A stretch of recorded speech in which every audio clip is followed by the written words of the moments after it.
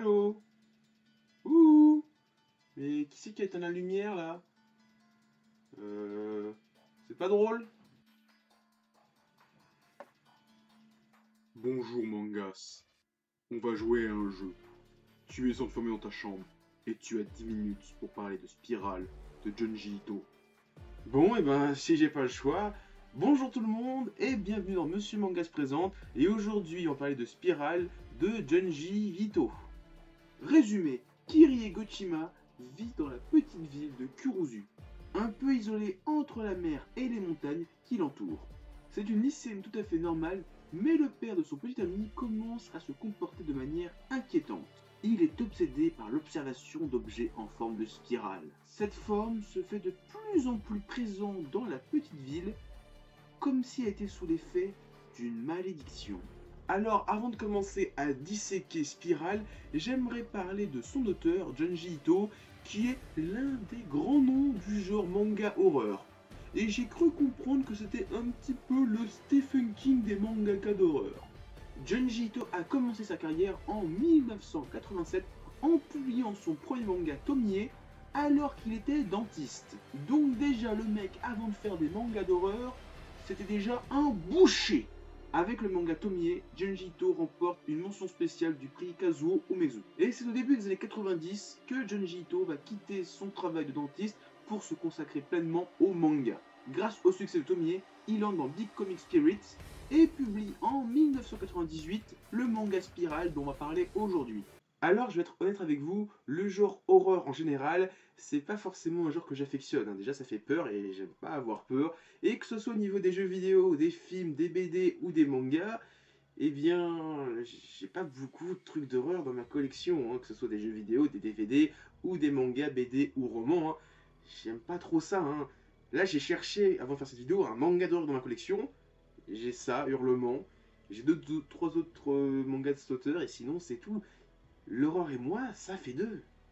Alors, il faut savoir que le Spirale de Junji Ito et toutes les œuvres d'horreur de Junji Ito s'inscrivent dans la lignée des films de J-horror, les films d'horreur japonais, qui sont vraiment un genre de film d'horreur bien particulier. À l'origine, le J-horror remonte aux histoires de fantômes de l'époque Edo et Meiji.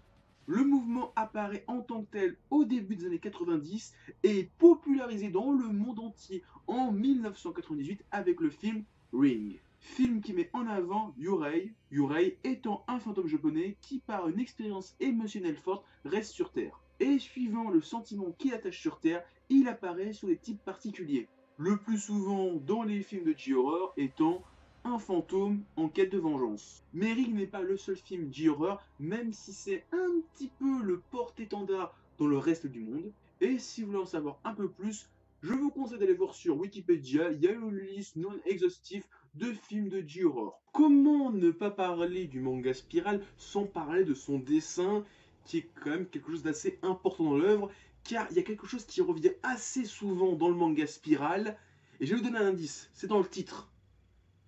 C'est des spirales. Voilà. Dans le manga Spirale, le symbole de la spirale est omniprésent. Dans tous les chapitres, dans toutes les pages, on la verra représentée. Au début, le symbole de la spirale va nous intriguer, va nous interroger, va nous émerveiller. Mais petit à petit, il va nous déranger, nous effrayer. Et à la fin, on va avoir peur. À chaque fois qu'on verra une spirale, que ce soit dans le manga ou dans la vraie vie, on en aura peur. Alors, au premier abord, le style auteur est un petit peu vieillot, mais le manga est sorti en 1998. Et oui, ça date pas d'hier. Mais même si le style est un petit peu vieillot, le dessin en lui-même est très réaliste.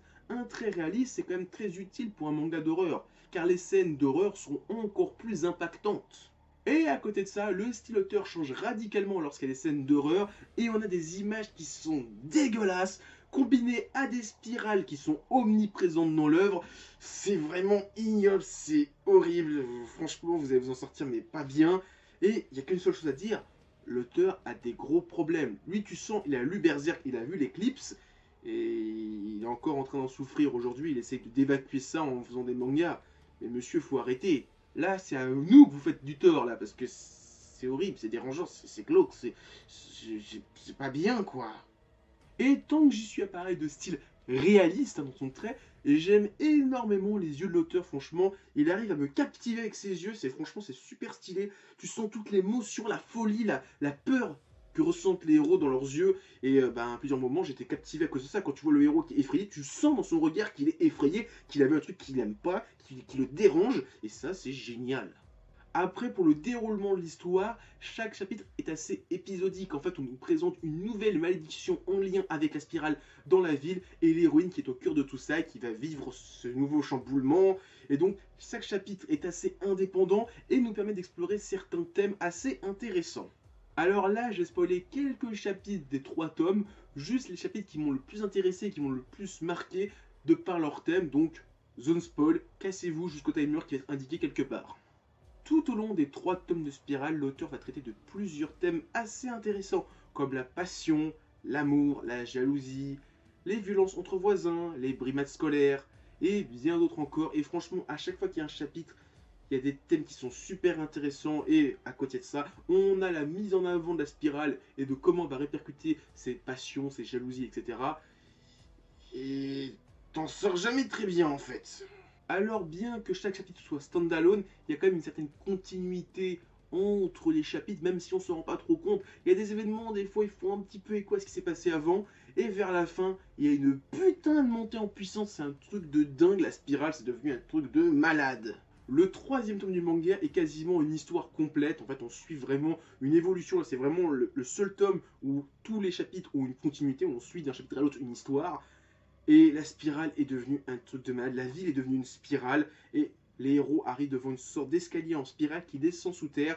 Et ça, pour moi, c'est la représentation des enfers de Dante. Les escaliers en colimaçon qui tournent comme ça, c'est l'enfer de Dante. Et donc, voilà, j'en dirai pas plus, mais après ça, c'est quelque chose le manga. Voilà, c'est ainsi que se conclut cette vidéo sur Junji Ito et surtout sur son manga Spirale. C'était déplaisant à lire, c'était déplaisant à tourner cette vidéo, franchement, et on m'y reprendra pas. Voilà, jamais je ne reverrai du Junji Ito. C'était bien. Et c'était déplaisant à regarder, c'était glauque, c'était... J'en ai fait des cauchemars la nuit. Donc non, je ne relirai pas ce manga.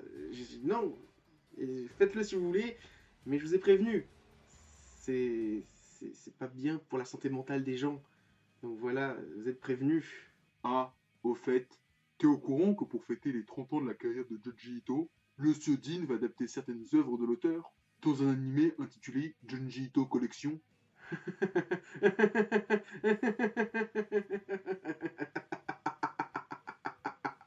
Donc oui, à partir de janvier 2018, on aura sur nos écrans des œuvres de Junji Ito animées. Dans cette collection, on devrait avoir les récits suivants: Le Tunnel, Le Mort Amoureux, ou encore Le Journal de Soichi. Espérons que cet animé motive les éditeurs à rééditer des œuvres de Junji Ito, car Spirale, ça coûte quand même un bras. En conclusion, Spirale de Junji Ito, c'est un putain de manga, c'est malsain, c'est glauque, ça fait peur. Si vous voulez être effrayé ou effrayer des gens, donnez-leur ça, vous allez voir, ils vont sortir pas très bien. Un petit peu starbé dans la tête après ça, mais en tout cas, Junji Ito, très bon auteur. L'animé sort dans pas longtemps, je vais regarder ça. Et voilà, Spirale, voilà, c'est Spirale. C'est un manga qu'il faut lire, et après, il faut le calfeutrer, l'enterrer, le faire disparaître pour l'humanité, pour son bien. Et voilà, c'est tout ce que j'ai à dire sur Spirale. Donc avant de se quitter, mettez un pouce bleu, laissez des commentaires, partagez les vidéos. Il y a mon Facebook et mon Twitter dans la description. Et moi je vous dis à plus, continuez à regarder des mangas et à regarder des animas. Allez, ciao tout le monde.